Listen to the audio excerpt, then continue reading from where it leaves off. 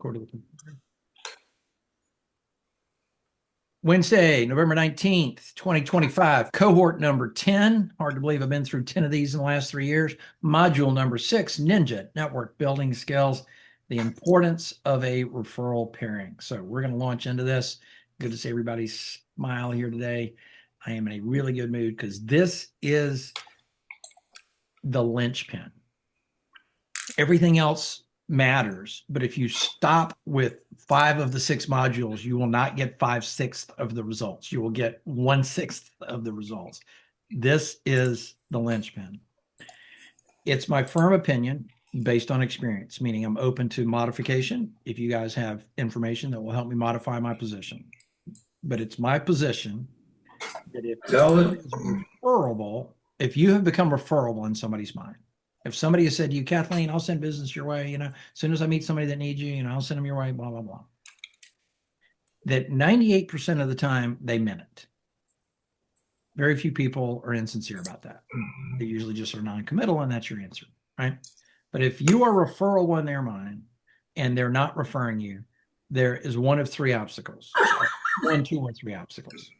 Could be 1, could be 2, could be all 3.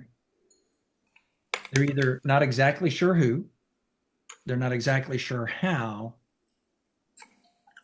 or they just didn't put the time on their calendar to think about it. So if you will take the time to put people on your calendar to discuss the who and the how, problem solved. Right? We could kill all 3 birds at one time. So once you've established rapport, trust, credibility, referability in someone else's mind, I believe it's important to offer them a link to get into a referral pairing with you. And I'm going to go off not on a tangent, but on an adjacent concept very briefly. If you guys want help setting this up or want guidance, you're all part of my world. You're all part of my team. I'm happy to do a one-on-one with you. I'm more than happy for you to bring it up during office hours. As a matter of fact, I may theme the office hours around this one day soon. Mm-hmm. And before I forget to say it, I will be at my desk the day after Thanksgiving. We're not traveling anywhere because we're exhausted. So I'll open up the Zoom link. And if you want to cop in for office hours on the day after Thanksgiving, I'll be here. If I don't see any of you, that's cool. I'll get stuff done. But if you're around, I'm around. I believe that you need several booking options that each on your calendar link, presumably y'all are using some sort of calendar program, that states clearly what the point of the meeting is.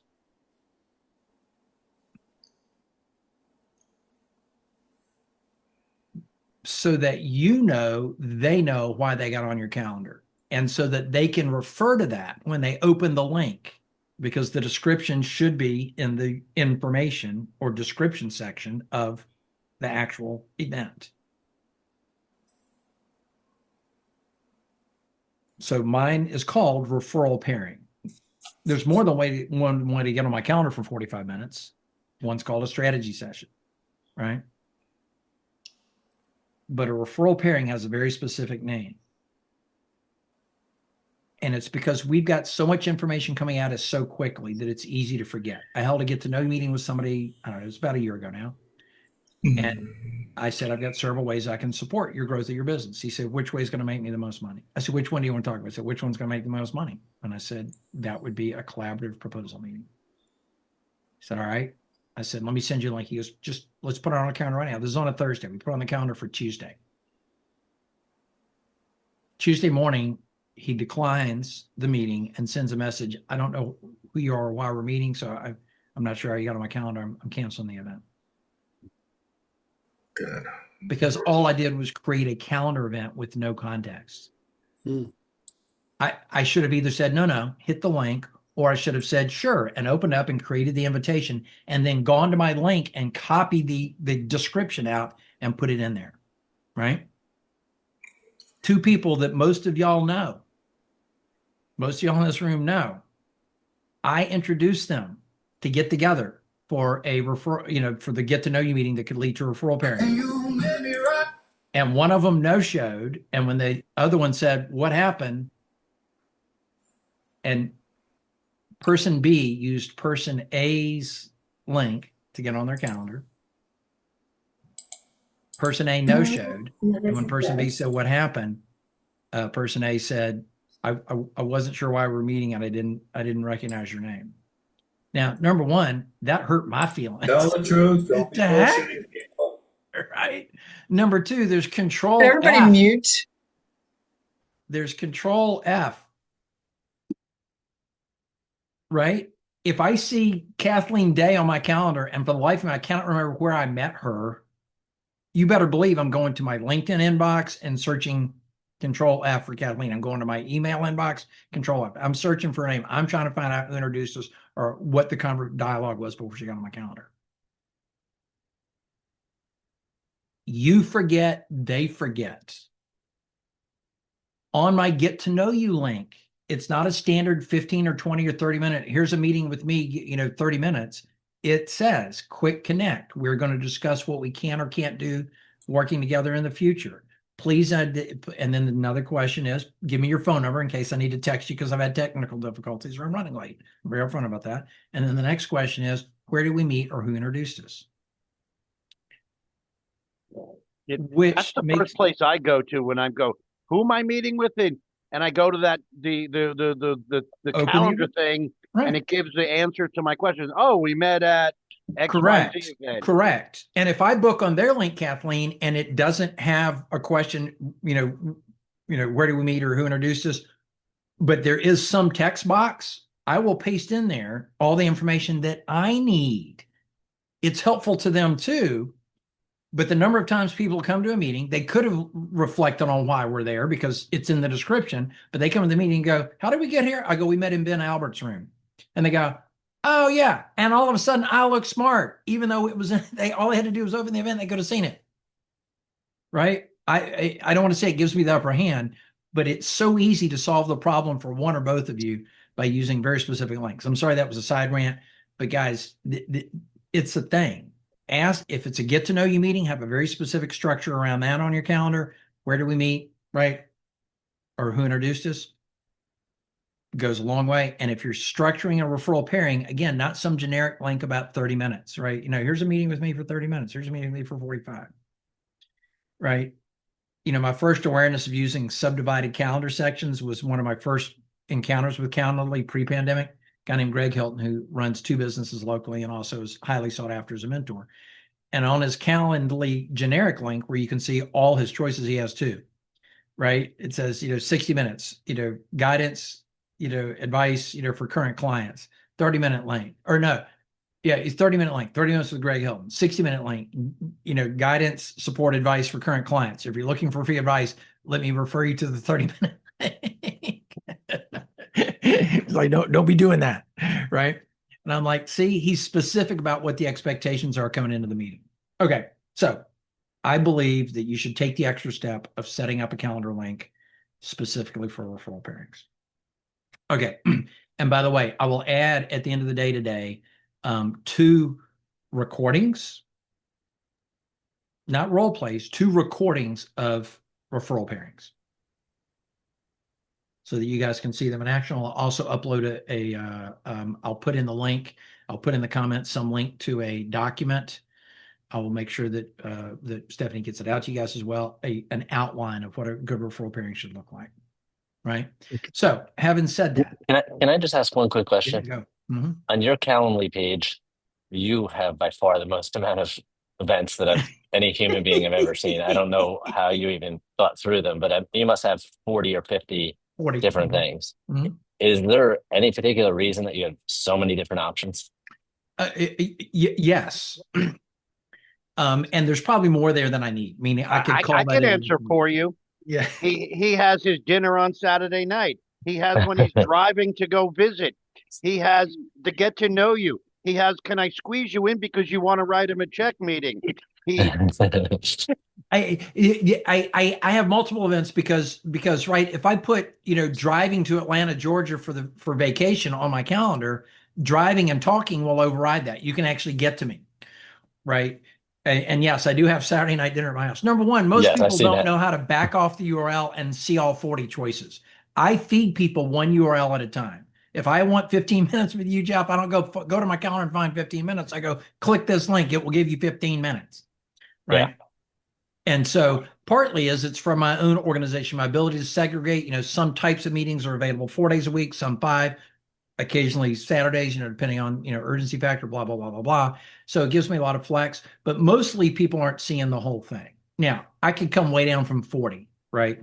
For sure. Because some of these are misused and unused and, I haven't referred to them in a long time. But yeah, so I don't ever give people my general Calendly page and ask them to sort it out. That's making them do some thinking I don't want them to do, right? I will say in person or Zoom, and they go in person. I go, here, this one's called coffee, this one's called lunch. And one's 30 minutes and one's 60. And you can pick from 3 local locations. Where I can And if I can add something, a pet peeve of mine, if you're setting up your Calendly or your Zoom or you're setting this all up for the first time, don't just set it up and say, okay, this is good enough for now. When I get busy, I'll put all this other stuff in. Do it all now because one, you'll either never get busy because you just never put the places, Mm-hmm. the pieces in a row to get yourself to that level. Or B, you'll get busy. Oh, I'm too busy to deal with this stuff now. I don't have time for this, and it'll never get done, and it will come back to bite you in the ass. I don't care if it's 2 o'clock in the morning on a Tuesday. Spend the extra 15 minutes to put all your right questions, put all your right links, do it all right the first time, and set it and forget it. Yep. And I would ask people how you show up on their calendar. I don't know what the setting is, but when people book on my calendar, the calendar event shows on my calendar as Daniel Andrews and John Salick. Sometimes when I book on other people's calendars, it says meeting with Daniel Andrews. And I'm like, yeah, that part I knew. Who the heck am I meeting with? You owe it to both parties to identify who you're meeting with. Right. Yeah. Well, you can change that so it could also be what type of referral pairing Right. meeting And with it usually Daniel says that Andrews too. and But Jeff I'm saying Stein or make sure whatever. that Yeah. make sure that your name and their name appears in the meeting because it's as important that they be reminded who they're meeting Yep. as right. I don't even the name of your company means less to me than your name. Right. Podcast for, the Power Podcast Show. No.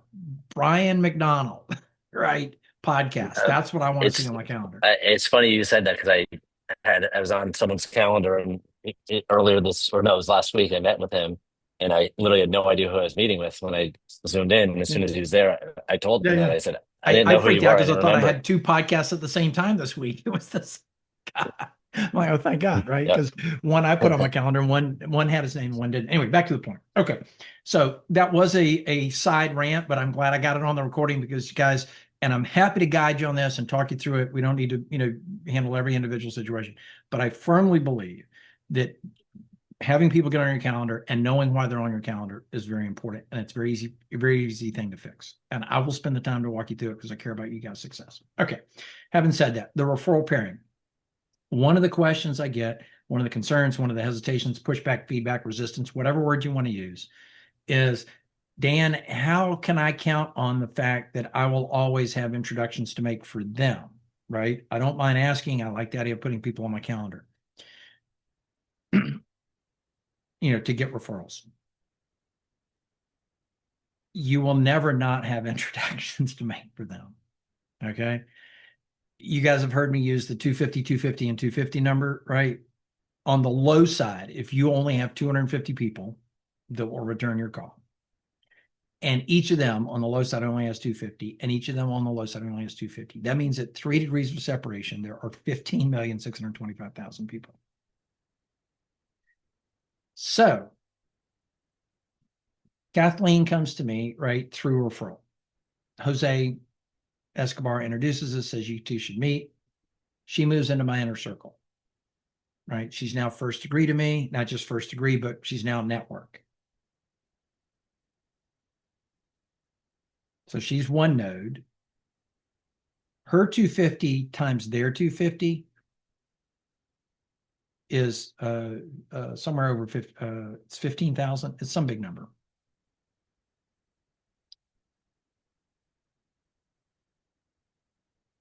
Meaning, if Jeffrey and I are in a referral pairing, and he is giving me the name of a prospect. And I don't know off the top of my head a referral for Jeffrey Stein, a prospect for Jeffrey Stein. I can go look at my one new connection that I made this week, Kathleen, and look at her network and their network and say to Jeffrey, would any of these people work for you? Now, if Kathleen can be an ongoing source of referrals for Jeffrey, that's as good as introducing to a prospect, maybe even better. Jeffrey, I don't have a lead for you, but I got another, key referral partner for you, right? I'm going to still try and come up with prospects too, by the way. If we're in a referral training, let's get at least 2 or 3 done in each direction. You don't need to stop at one. Okay. All right. But I can still look through her network and go, oh, Jeffrey, these are some of the criteria. Well, it turns out that Kathleen knows Billy Bob, and Billy Bob is exactly suited for what you do, right? Let me pull Kathleen into a quick conversation with me or with you and see if she's willing to introduce you to Billy Bob, right?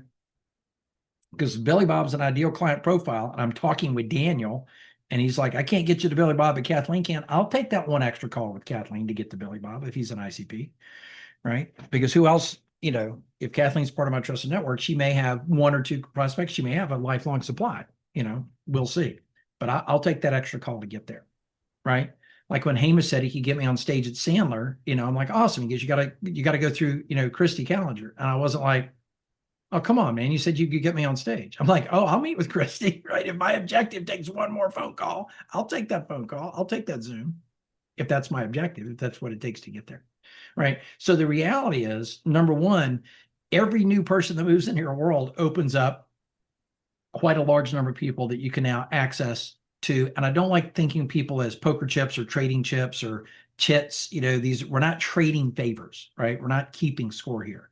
But every person that moves into your world and becomes part of your network, trusted network, gives you access to tens of thousands of people that you can then use to bring value to your other relationships and maintain those relationships by making good introductions. So that's one principle. Another principle is don't be afraid or surprised when you find yourself introducing yourself to people that they already know.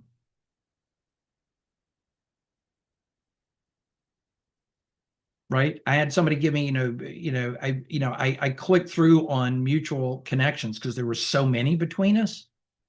And I'm like, oh, I was going to introduce you to John Rulin, but you already know him. He goes, I don't know who that is. I said, well, you're first degree to him. He goes, well, okay, I don't know who that is. Which is in line with what we teach, Craig, because there are connections and then there's network, right? And I said, John Rulin could have saved you about, 50 grand on your last transaction. He's like, son of a. I said, it's okay. Right. So be aware that sometimes you're bringing an awareness to somebody that they didn't know existed. Right. Friend of mine named Rich used to sell Cutco with me out of Ohio. Friend of mine named Chris used to sell Cutco with me out of California. They both ended up moving to Denver with their families. I'm coming through on a road trip 7 years ago. And I'm like, hey, Chris, you want to get together for drinks? He's like, yeah. I call Rich. Hey, you want to get together for drinks? They both proposed the same date. I'm like, all right, fine. All 3 of us will get together. They'd lived in the same town for 5 years and known each other 20 years. And it didn't put together that they were in the same town and they should be hanging out. They only hung out in that hot minute when I was driving through Denver on a road trip. Right. I'm introducing people to people and they're really good friends again now. It's pretty cool. Right. You can introduce people to people they already know. Don't lose sight of that. Right? Meaning a great place to start, if you're at a loss on how to give Jeffrey Stein a referral or an introduction, a great place to start might very well be shared connections. Right? Shared connections. The connections you have in common. Hey, Kathleen, did you know that, Scott could be good for you? Yeah, he and I had met just a few weeks ago. Great. That means I'm on the right track. Do you need some more Scotts in your world? Yes, I do. Okay, great. Right. Scott. Yeah, Scott Calick. Yeah. Geez, it's been a couple of years since he and I spoke at all. I think you guys have got great value. Do the thing. Right. So if you're at a loss, start with shared connections. Right? John, what do you contribute? It's a question kind of back up a little bit, but when you were talking about introductions and then you said A and B and person A no showed person B, do you follow up with person A and say, hey, what happened? Yeah, I do, because I'm a firm believer in the fact that life happens, right? Having gone through multiple elderly parents in various states of emergency and health crisis, the pandemic taught me that we need to extend grace, right? I absolutely believe, right? And that's how we found out what happened, is because B pinged A and said, I thought we were going to be hanging out, right? But and I get that you have to have respect for your time, right? If they don't have a good excuse, or it sounds, you don't, if the energy's not there, that's fine. But don't make the other mistake. And again, this is tangential, but it's still fairly important. We'll use A and B again. In my local worlds, at my monthly meeting of my in-person community, A said she needed what B had to offer, and I watched them book a lunch appointment between them. And a few weeks later, I ran into A. I said, hey, how'd that lunch go with B? She stood me up. Really? That didn't sound like B at all. Yeah. I said, well, did you call her? No, she knows where I'm at. She wants what I've got to offer. She'll call me. Okay. A couple days later, I ran into B. Hey, I played dumb. How'd the lunch meeting with A go?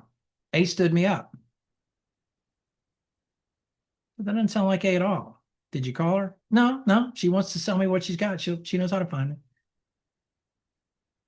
And I went back and forth, and I can't remember which one I finally convinced to call the other, but I said, I know something you don't know.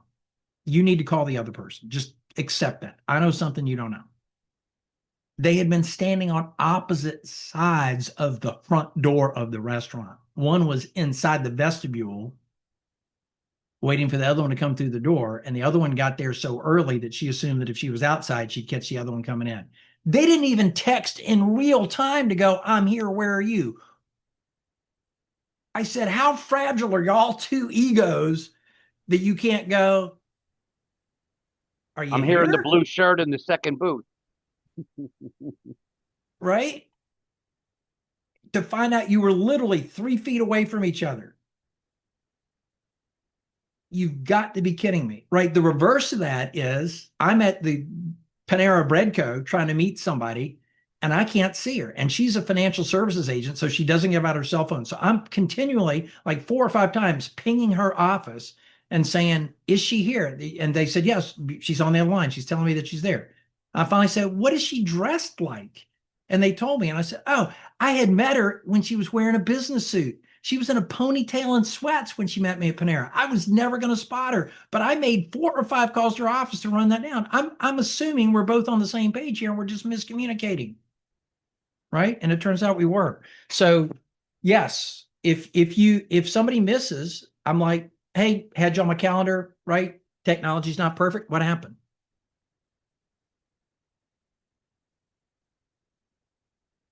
You never know, right? Anyway, referral pairing, you're going into it, right? In the first meeting, and this goes to module 4, right? Make sure they know how to help you. Be specific about who you serve. There's value in having what I call a network building resume. I'll just drop it into the chat box here for you guys so you can see what mine looks like. You're welcome to mimic it. It is not how I want them to introduce me. It's who I want them to introduce me to. And before you critique it, I will say that I know that the title of this document is Network Building Resume Corrected, and yet there is still one more typo in it. So please, yeah, I know it's there. I got to figure out how to redraft a PDF. But anyway, it's who I want them to introduce me to. So even though I told them in that meeting, that get to know you meeting, Jeff, these are my ideal clients, I follow up. I get to the end of that meeting and I say, Jeffrey, with your permission, I'm going to send you an email with 2 pieces of information in it. One is a list of my target markets. I have 2 offers, a short form course and a long-term, co-creative model. They're listed in 2 separate columns. I know you took good notes during our meeting, but as a refresher, or if I left anything out. Second is going to be a link to get on my calendar for us to make introductions for each other. Now, in our first meeting here, I wrote down several names already, and I'll hold up my piece of paper. I wrote down several people I already want to introduce you to because that's the way my brain works. But I want to discuss with you whether or not these are actually the right people for you because I could be wrong about that. But once you put yourself on my calendar, Jeff, my conscious and my subconscious brain will continue to work. And when I get to that meeting, I'll have even more names to propose. And if you're having trouble thinking of somebody right off the bat, go ahead and put yourself on my calendar anyway, even if it's a couple of weeks out, because your subconscious and your conscious will do some thinking for you. And when you get to that meeting, I'll have some names for them. 80% of the people I connect with will put themselves on my calendar. 80%. And we trade either one. I haven't actually measured the average, but it's always either 1, 2, or 3 introductions, at least 1, 2, or 3, sometimes more than that, but most commonly 1, 2, or 3 introductions to prospects for me. That means for every 2 meetings, a get to know you meeting and a follow-up, I'm averaging 1 prospect per chunk on my calendar. Qualified prospect, ICP prospect. That's pretty hot, isn't it? That's a pretty good ratio. All right. So, and then some of those people turn out to do this with me month after month. Now, I will say that after you've met with somebody 4 or 5 times, you shouldn't all continue to need the co-authoring stage, right? Right. I downgrade it in stages. After we met 2 or 3 times, Jeff, I might then go to, hey, this is Kathleen Day. Here's her link. This is what, do you want her? Right. We might start to do it asynchronously. Okay, great. This is what I was thinking about saying to her. Do you want me to make any edits? No. Okay, we're good to go. Right. And then eventually I can just start making them without it. Right. Because I got this. I've got like 3 templates down for him. I can modify them as needed. By the way, when you write an introduction from somebody else, it's just a quick tech tip. I have a very large Word document called templates, introduction templates. And every introduction I ever make for anybody, I copy and paste it into that because who knows if I'm going to find somebody in the same industry? Who knows if I'm going to go back to them and give more, right? It just keeps me from having to recreate the wheel, right? And then I put, the title, it would say, Jeffrey Stein, prospect, Jeffrey Stein, key referral partner, right? And then the text beneath each of those so that I can easily control F and get my way back there. Right, as well as a couple of templates for me. Now, when I say template, I want to make sure you guys are clear. I do not believe in cut and paste. Cut and paste will bite you in the butt. I told somebody, this is my template, but I want you to put it in your own language. She goes, yeah, no problem. So then she puts it in an email, and she's got her intro in her own words, and her outro in her own words, and my paragraph in a different font and I was going to say, I hope she changed the font. Document. Right in the middle of the email, my is clearly cut and pasted in. And I'm like, now the upside of LinkedIn messaging is that it doesn't do formatting. If she'd done it through LinkedIn messaging, the cut and paste would never have been obvious. Hamish and I met 5, 6 months ago. And he said, I got 2 intros. I want to introduce you to Christy Callinger to get you on the stage. And this guy that's a prospect. I said, great. We went back and forth. He said, we're running out of time. I got a jet. I'll make these intros. I said, really like to stay here while you do it. He goes, I ain't got time. We'll do it. So he starts with Christy. Hey, Christy, this guy I was talking about today on the phone with you because he met with her right after me and told her I was great, whatever. I believe he belongs on our stage, blah, blah. And then his blurb about how great I was. The intro to the prospect had the same blurb about how great I was. And I also had the same blurb about how he thought I belonged on our stage. This guy was totally disconnected from the Sandler business. And it basically said to him, this is not a personalized intro. This was a cut and paste. And I threw Hamish on the bus. I'm like, hey, Brad, Hamish obviously got carried away with his editing there, right? He got a little sloppy, still interested in meeting with you. Never heard back from the guy. And I suspect it's because it was clear to him that it wasn't a personal introduction. Right. So I don't mind I don't mind pasting into the chat box some language that might involve some key phrases, but I'm more than happy for you to modify this in real time. Right. I've had somebody go, a couple of phrases I'm going to change because, the way I feel about the work you do is, I want to use some different adjectives, different emotional words. One guy said, that's too long. And he gave me a short one. I said, that still looks good. You know what I did? I copied and pasted it into my template. I'm like, my template library. I'm like, all right, you want short? You're short and to the point. I got a short and to the point we can work off of. Right. I'm a big fan of templates. So you don't have to rewrite everything from scratch. I'm a big fan of saving them because if you don't save them, it's hardly a template. It's just something created in the past. But I'm a big fan of asking people, please put it in your natural language.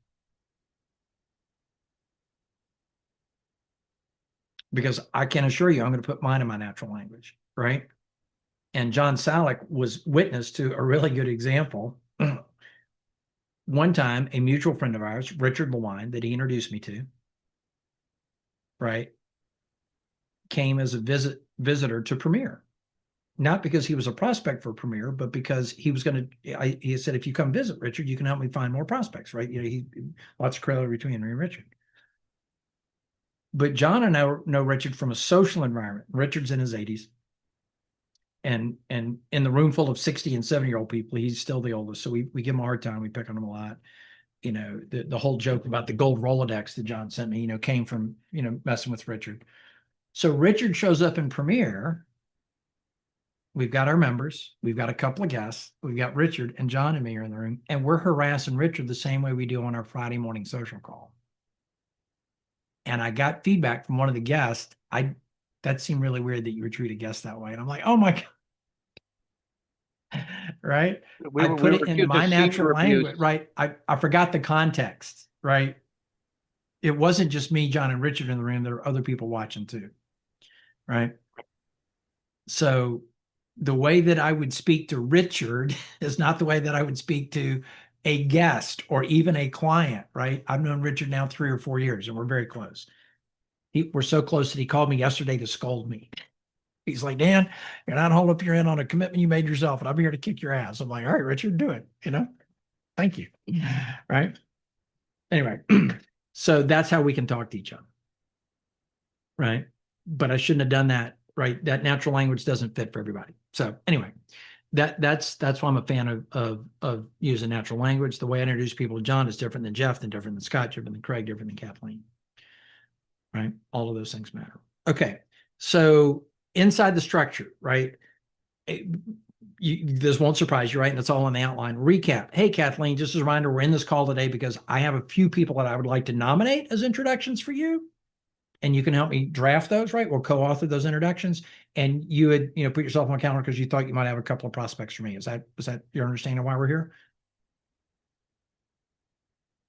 And if they're like, actually, I'm still a little vague on exactly who to introduce you to, I said, great, we can shift over to that. We'll focus on that. And if you come up with a couple of names while we're talking, you know, we'll go ahead and execute. But if this is just a recap for them of who I need to be introduced to, I'm not handing out intros yet. Not because I'm being stingy or like, you know, hey, Craig, till you come through for me, I'm not coming through for you. Right? That's not it. But if they needed more help understanding me, I don't want to create a situation where they don't want to get back on my calendar because, right, I just gave them a bunch and they've only got a couple for me and they feel weird about that. And they might not get back on my calendar at all. Now, the right people, right, because one guy, I said, look, we've only got 30 minutes. Let me feed you. And I gave him like 4 or 5 names. And he says, Dan, before you leave, you've got to put me on your calendar so I can do this back for you. He said, we need a one-sided call where I'm serving you. I said, I appreciate that, Ben. That's beautiful. Let's do it. So I don't mind breaking it up if I have to. But if the other person's still vague on the concept, I'm not just going to sit there and generate a whole bunch of introductions for them while they're still learning, right? But they were like, yeah, I'm ready to go. Got a couple of nominations. Maybe I'm right, maybe I'm wrong, but let's do this. Okay, so you always want to start a meeting by reestablishing why the heck we're here today. All right. And then I say, you know, I'm the expert. I don't say the expert, but this is what I do all day, every day. You don't have to say that. You can say, hey, I've gotten some coaching on this. You know, let me lead off and see how this goes. You know, let me see if I can apply some of the coaching I've got. Right. And people kind of like people that are new or, you know, trying something new. Like, yeah, sure. You know, show me what you got. Right. And so the first is nominate. Hey, you know, John, I thought you ought to meet Larry. Why? Well, this is why I think you ought to meet Larry. Okay. Well, I do or don't want to meet him. Hey, John, I think you might meet Andy. Okay, why? I think you ought to meet my connection over at Pyramid Contracting. Why? Right? So we go through the nomination process. I could be wrong about who they want to meet. Right? And they'll tell me who they want to meet and who they don't. I'll say something like, Kathleen, I've got 4 names written down here. We might only have time to do, you know, a couple. So let me go through each 4 and you can tell me yes or no. And if you do want 3 or 4 of them, you can tell me how to prioritize them, because we only get a couple today, because I'm going to give you time to refer some people to me too, right? And they go, yeah, right. So I will go through the nominations first, because what if I'm down to 1 all of a sudden? I'm like, oh, well, there's the 1, right? We're still not a bad place to be, but I'm just saying I'll go through the nominations and let them tell me who they do and don't want. And if there's more than just a couple, I'll say, how do you want me to prioritize these? Because we can do this again next month, right? We'll meet again whenever you're ready to meet again, and I'll do the rest of these. But how do you want me to prioritize them?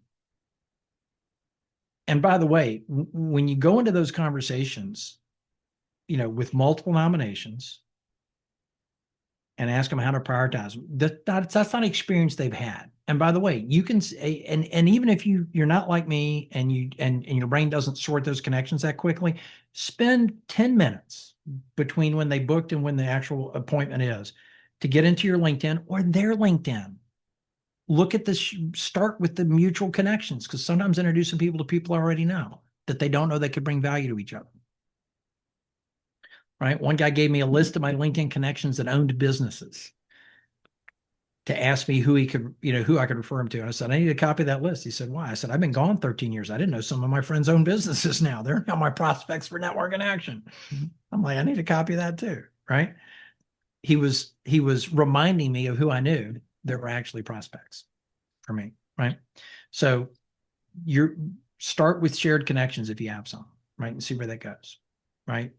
Look back at whatever notes you made about which categories they serve, and then put that into your search field on My Most Trusted or on LinkedIn search feature, right? So you should have some nominations for them coming into this, right? And they'll go, okay, yeah, I want you to start with Andy Markle and Larry Block. Great. This is how I would want to introduce you to Larry. Tell me if I'm getting it wrong. Right? He's a referral partner. Terrific. This is how I want to introduce you to Andy Markle. He's a prospect. Tell me what I'm getting wrong. Now, referring back, I don't want to say looping back because I'm not going to repeat the data, but module 5, which is in the playlist, I'm going to make sure you all get the playlist here, talks about how to write it correctly. Just as a reminder, shorter is better. We are not advertising the other person. We're not trying to sell them. This is not their intro when they're on stage, right? This is not their Academy Award acceptance speech, right? You want a short introduction that's designed to achieve, usually 8 times out of 10, 80 out of 100, it's a short first meeting to see where that goes. A short first meeting with what purpose in mind? Is one of you potentially a prospect of the other? Are you all potentially referral partners for each other? Right. So the intro should be, hey, Kathleen, this is Scott. Scott does XYZ, 1 or 2 sentences, right? He does this and he does it for these people, 2 sentences. Scott, this is Kathleen. She does X for these people, 2 sentences. I wanted you guys to get into a short meeting because it's possible that a lot of her prospects, clients, and connections need the work you do, Scott. And just in reverse, it's possible a lot of your prospects, clients, and connections need the work that Kathleen does. My recommendation is you get into a short meeting to see if a longer meeting or a synergy is possible. You guys can take it from here. Right? The main thing you're leaning on is not the credentials of the other person. The main thing you're leaning on to make that connection happen is that Scott knows that I don't make stupid intros, particularly if he was in a referral pairing and coached me on them.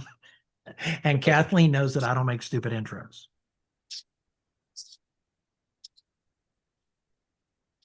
I don't ever delete the email or the LinkedIn messaging threads where people make intros. Now I'll move them to another inbox so I don't have to deal with them. But I'm proud of the fact that whether it's a buyer or a seller, whether it was the person that was in the room when I co-authored the intro or the person receiving it, the third party that wasn't in the room, people respond within minutes to intros that I make. Because I'm in the habit of not making low quality intros. The main reason Scott's going to take a meeting with Kathleen or Kathleen's going to take a meeting with Scott is because they believe that I know what a good introduction looks like for them. Which is the whole power of the referral pairing. If Jeff was in the room and I had crafted an introduction to Kathleen, he knows why. He knows what the goal is. He knows what I've said about him. his confidence in my ability to know who to introduce him to and how to write it is through the roof. So when we reach a point where I'm in the room with Craig and Jeff is now the target, he's still willing to accept it because he realizes Dan was in the room with Craig and Dan and Craig thought I was a good person for them to, for Craig to meet. So there must be a reason, right? So the degree to which you advance your credibility with your referral partners is huge when you get into these conversations, right? When you co-author them.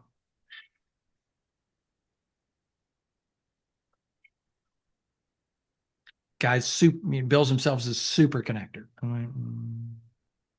So we get into our get to know you call. He gets out of it. He says, go through my LinkedIn and tell me 8 people you introduce me to, and I'll do that. So I give him like 13 names. I said, which of these you know? He goes, no, I'll narrow it down. He said, just give me 8 names. I'll make it happen. I said, you know what? I'm giving him 1.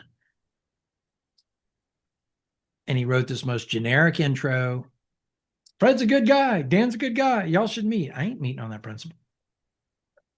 Right? I said, we need to co-author this. He goes, that's not the way I do it. I said, okay, well, then here's 1. And he screwed that up. I'm never going back.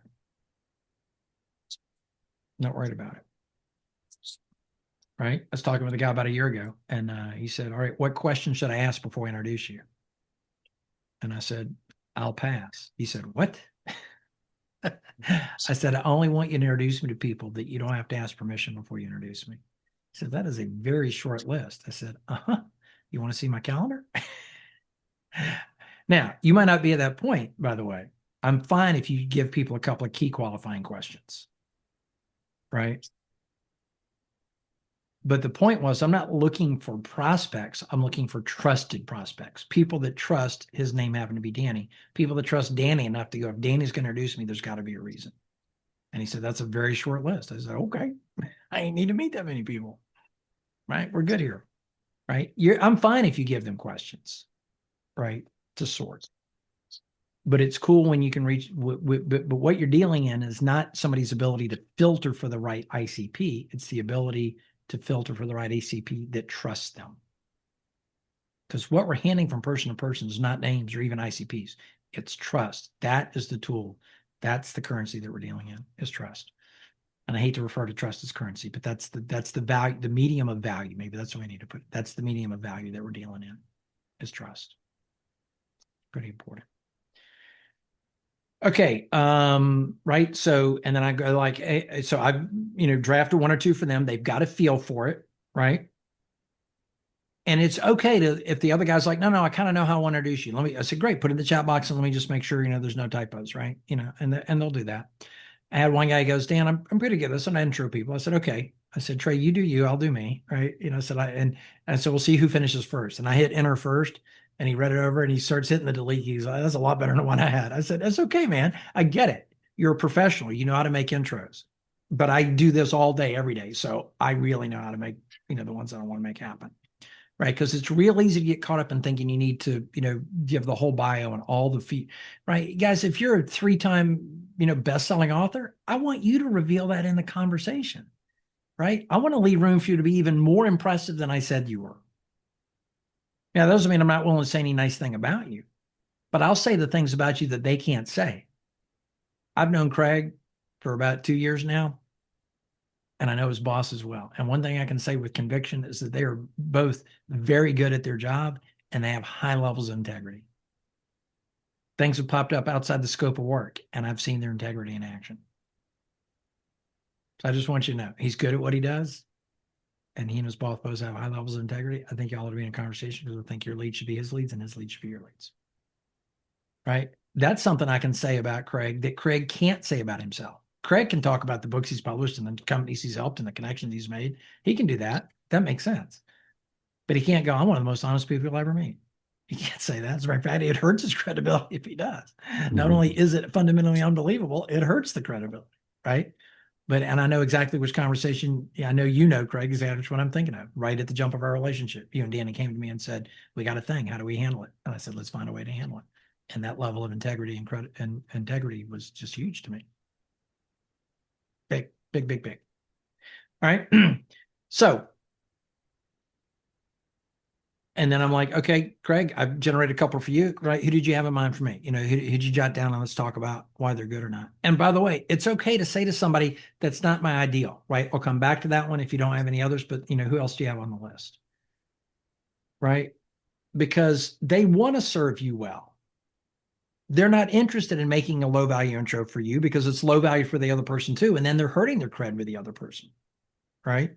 It's okay to reject, the whole point of nominate feedback, introduce feedback is, hey, Kathleen, I want you to meet Craig. Is that who you want to meet? And you go, probably not. Okay, my bad.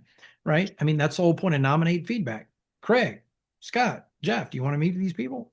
And you'll pick. Right?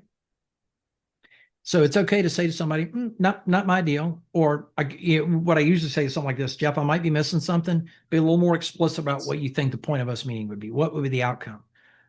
Well, Fred's in the same line of work as you. He coaches people at a network better as well. And I just think y'all would probably really like each other. I'm sure we would. I don't need more friends in different time zones. I'm good. Now, if you think we should collaborate on something, that's cool. Right?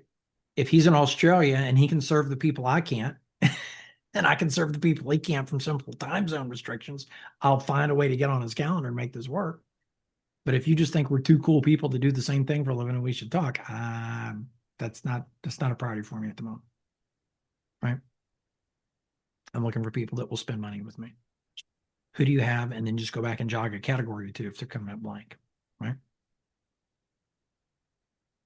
And feel free, by the way, to go through your LinkedIn together with them or to go through their LinkedIn together with you, right? If they're like, I'm not sure, say, great, just, pull up your LinkedIn, then do a screen share and let's walk through and I'll tell you, just from the taglines who I think might work for me. Right? You're making it easy for them. What did David Allen say? People don't like to think. It's unnatural. They do it as little as possible. That's not a cynical statement. If you ponder for a moment the drivers on the streets of your hometown, you will agree with me. People don't like to think. It's unnatural. They do it as little as possible. If people spent much time thinking at all, Craig, we would not need billboards that say, please don't text and drive. We would not need to have passed a state law that says you cannot cruise in the left lane.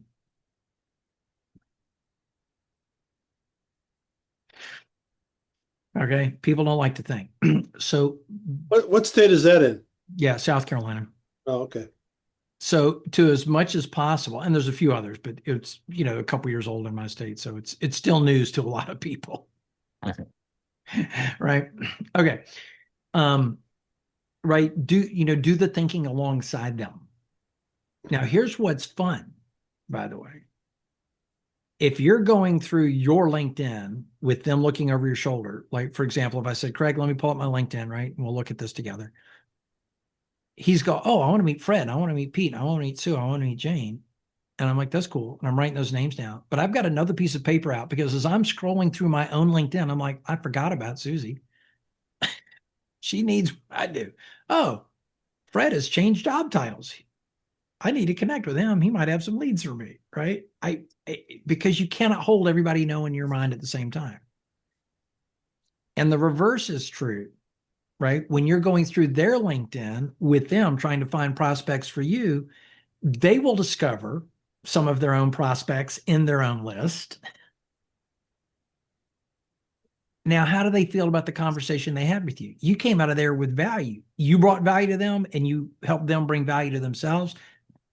The next time you offer up your calendar link to do this, they're all over it. Right?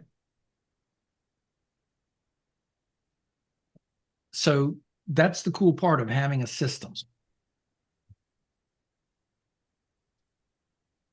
And I would pay attention to who gives you good referrals. And if you don't see them back on your calendar in 3 or 4 weeks, I would send a nudge. Hey, it's been a minute, right? It's been a minute can mean anything. Right? I had a guy said, hey, I was in a room and your name came up, right? Let's reconnect. I said, cool. And I looked, it's only been since August. All right, 3 months, 3.5 months, I'll meet. She's on my calendar. And he says, what are you working on? I said, I'm trying to get Ninja network building skills in front of Sandler, making some progress there. This guy's connected to Sales Acceleration. I said, I want to do it with Sales Acceleration. I said, I probably need to, I said, I've got one guy working on that for me, but he's kind of junior to that org. So I think I need to be in front of EOS. I think I need to be in front of Profit First. I'm working on that. I think I need to be in front of Schooley Mitchell, right? Ninja needs to be, and he goes, here's a piece of information you clearly don't have. I said, what's that? He said, Sales Acceleration and EOS are owned by the same private equity company. And he said, I spent 30 years in private equity. He said, I can get you past Sales Acceleration all the way to that headquarters for all their franchises that they own. And I'm like, I'm really glad he reached out and put himself back on my calendar because I did not know that. So there's value, by the way, in nudging people to get back on your calendar and see what happens. And number two, there's value in being explicit about what you want from that person.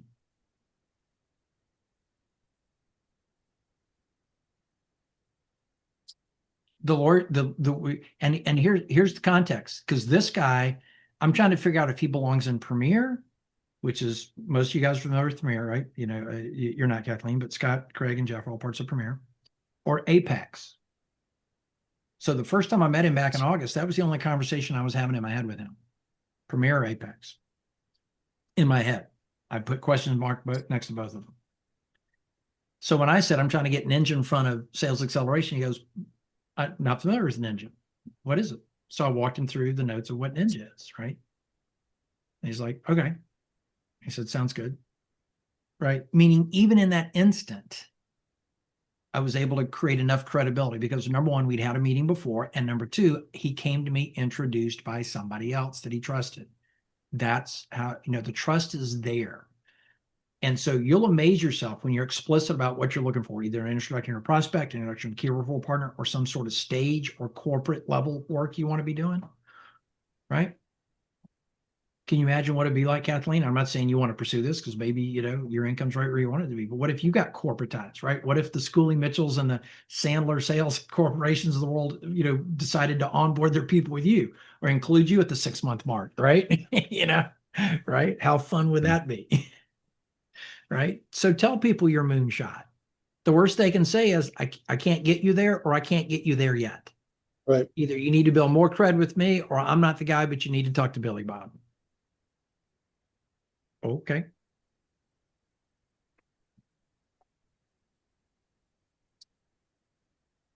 Billy Bob guy really gets around. Yeah, he gets around. Yeah. The reverse of that is Jim Rohn said there aren't that many mean people in the world, but they move around a lot, so we all get to meet them. which I think is a pretty good way to look at it. Yes. Right. So, a little bit of back and forth, right? You're wrapping it up. Hey, do you want to do this again? Yeah. Do you want to put yourself on a calendar now? Do you want me to, send you the link again? I always like to have stuff at the top of their inbox. I'm like, oh, you got it in your notes. You can find it somewhere. Yeah, I'll send it to you again. Feel free to put yourself back on my calendar.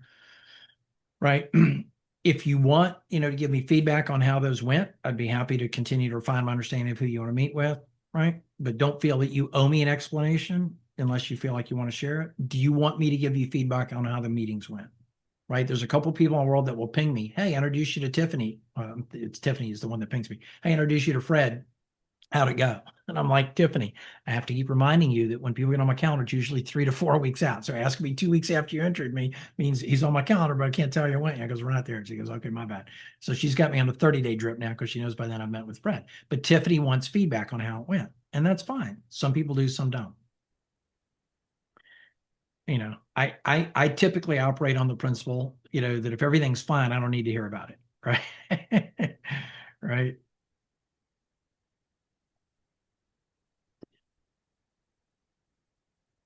So, but if you've hit a stump, right? Hey, because person B said to me, person A stood me up. What do how do we fix that? I said, well, you fix it by asking her what the heck happened. Right. That's how you fix it. You go, what up? Right. Right. And when person A said, well, I didn't recognize your name, that tells me that person A needs coaching on, you need your calendar structures fixed. You should never have to go dig for who introduced us. And if you do have to dig for it, you should still be willing to dig for it. Why would you assume that somebody got on your calendar by mistake?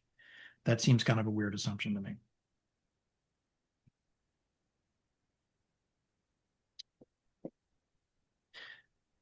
Um,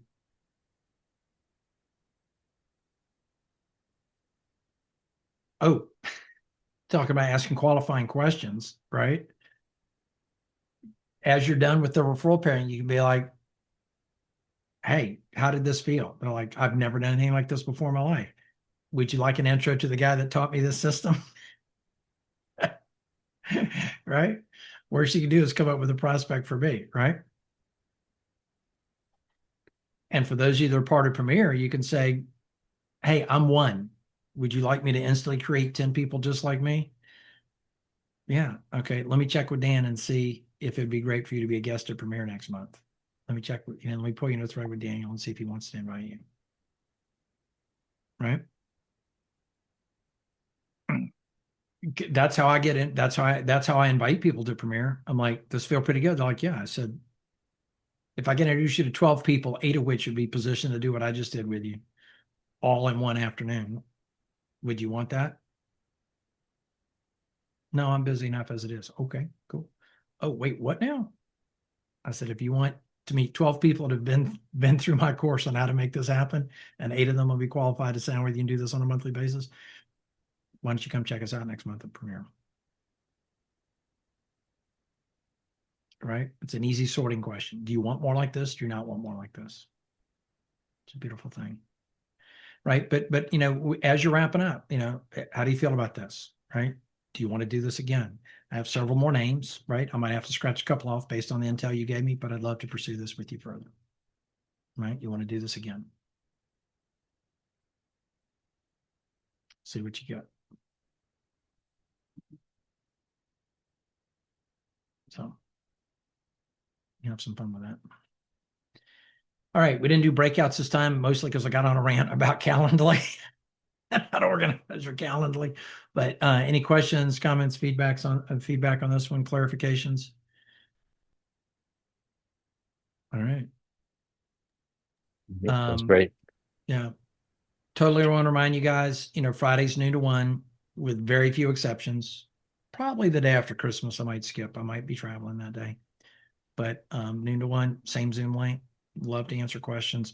I am going to start theming those a little bit. And by the way, even on days when you don't have questions, it's still worth showing up because I promise you, I've always got bonus content in my hip pocket, right? If we don't fill up the time with Q&A, I've always got something because I'm reading books and studying the philosophy behind this all the time to increase my awareness as well. So, as one guy said, I read the book so you don't have to, right? He calls his coaching program a consolidated coaching. He goes, I take everything I learned from all the coaches I ever went to, and I just, turn it into one big nut for you guys. And I'm like, that's a great approach. So, it's consolidated office hours, all the wisdom of the experts, and I read the book so you don't have to. But would love to see you guys there. But this is officially the end of this cohort. I think you got, well, of course, you're with me, Premier Jeff, so you have plenty of access. But Kathleen, it's worth a reminder to you that this involves 12 months worth of, an additional 9 months of support. You can retake the next 2 cohorts because there's 3 a year. You can come to office hours for the next 9 months. Hopefully you'll have everything under control by then, but at the end of the 9 months, if you're like, oh, I still like office hours, we'll work out some reasonable subscription rate to keep showing up to office hours. But you have access, to me and the ninja work for the next 9 months. And the recordings will be yours forever. I don't take those away at the end of the 9 months. All I ask is you not share that playlist because people paid money to be here. So Terrific. yeah. But we're supporting you guys. Next cohort is January 20th. So if you want to get into a conversation with me soon about people that you think might be a good fit for this, that'd be cool. I'm thinking about making an offer. I've been playing with how to make it work in my head for a long time. That if they attend 5 out of 6 of the modules and 8 out of 12 of the office hours, which if in your case, Jeff, a little bit different since you're part of my world with Kathleen, I'd have to look back, but you can always just do the next cohort that I would give you a certificate to allow you to bring one person to the next ninja at no cost.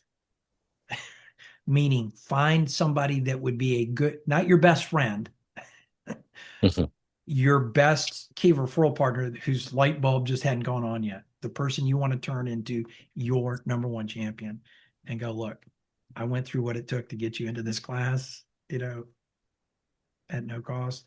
I need you to show up because we're going to make a ton of money if you'll show up and get these skills. So I think that's going to be my criteria. Interesting. Yeah, I think it makes a lot of sense to me because it's a reason for you to attend, right? I mean, I'm fine if people miss them and catch the recording, but there's just something about being here live, No, absolutely.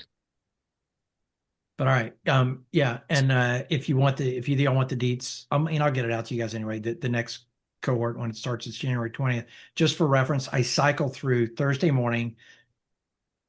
January cohort is, or excuse me, fall cohort is midday Wednesday. That's what we're in right now. January cohort is afternoon Tuesday.